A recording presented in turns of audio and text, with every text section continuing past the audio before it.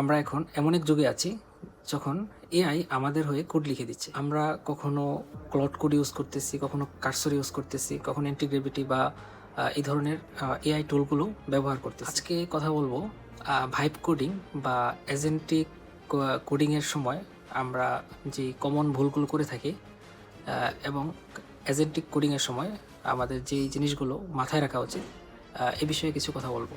প্রথমে আসি আমরা কি ভুল করি এই প্রসঙ্গে। নাম্বার 1, সেটা হচ্ছে ব্লাইন্ড ট্রাস্ট। এআই অনেক বড় একটা কোড লিখে দিল এবং আপনি সেটাকে ভালো করে রিভিউ না করে আপনি রান করে দিলেন এবং এটাকে অ্যাকসেপ্ট করে নিলেন। মনে রাখবেন, এআই কিন্তু মাঝে মাঝে এমন কোড লিখে যেটা আপনার প্রজেক্টের কারেন্ট যে আর্কিটেকচার এটার সাথে যায় না আর কি। নাম্বার 2, সেটা হচ্ছে কনটেক্সট ওভারলোড।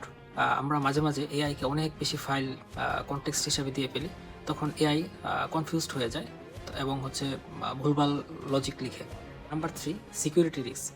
আমরা অনেক সময় ইএনবি ফাইলের অ্যাক্সেস এআইকে দিয়ে দিই, বা এপিআই কিজ বা পার্সোনাল যেই ইনফরমেশনগুলো, সেন্সিটিভ ইনফরমেশনগুলো, এগুলো অনেক সময় এআইকে দিয়ে দিই। তো এটা অনেক বড় ধরনের একটা ভুল।